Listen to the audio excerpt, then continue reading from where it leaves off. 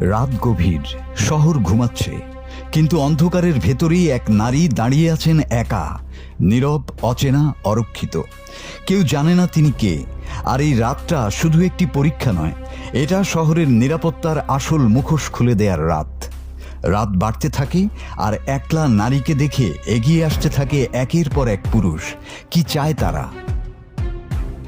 শহরের রাস্তায় নারীরা আসলে কতটা নিরাপদ, এই প্রশ্নের উত্তর খুঁজতেই এক ব্যতিক্রমী পদক্ষেপ নেন তেলেঙ্গানার senior IPS officer police commissioner সুমতি।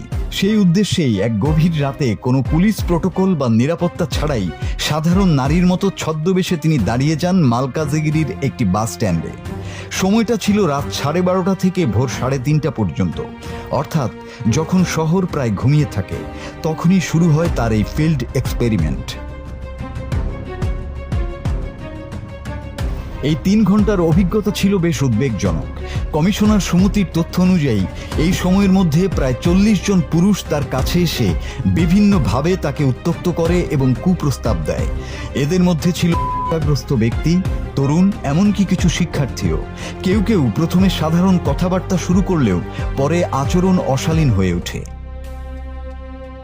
সবচেয়ে গুরুত্বপূর্ণ বিষয় হলো, এই পুরো ঘটনাটি ঘটেছে এমন এক পরিস্থিতিতে যেখানে তিনি ছিলেন সম্পূর্ণ একা এবং সাধারণ পোশাকে।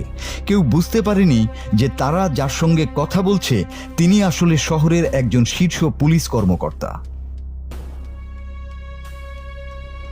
এই পর্যবেক্ষণের পর পুলিশ প্রশাসন দ্রুত পদক্ষেপ নেয়। ইতিমধ্যে বেশ কয়েকজন অভিযুক্তকে শনাক্ত করা হয়েছে, তবে তাৎক্ষণিকভাবে কঠোর শাস্তির বদলে তাদের থানায় ডেকে কাউন্সেলিং করানো হচ্ছে এবং নারীদের প্রতি সম্মানজনক আচরণের বিষয়ে সতর্ক করা হচ্ছে। কমিশনার সুমতির মতে শুধু শাস্তি নয়, মানসিকতা পরিবর্তন করাও জরুরি। সমাজে নারীর নিরাপত্তা নিশ্চিত করতে হলে আইন প্রয়োগের পাশাপাশি সচেতনতা তৈরি করতে হবে।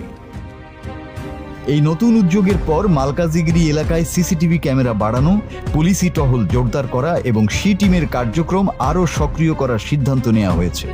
সব মিলিয়ে এই ঘটনা শুধু একটি অভিযানের গল্প নয়, এটি শহরের নিরাপত্তা ব্যবস্থার বাস্তব চিত্র তুলে ধরার এক শক্তিশালী উদাহরণ।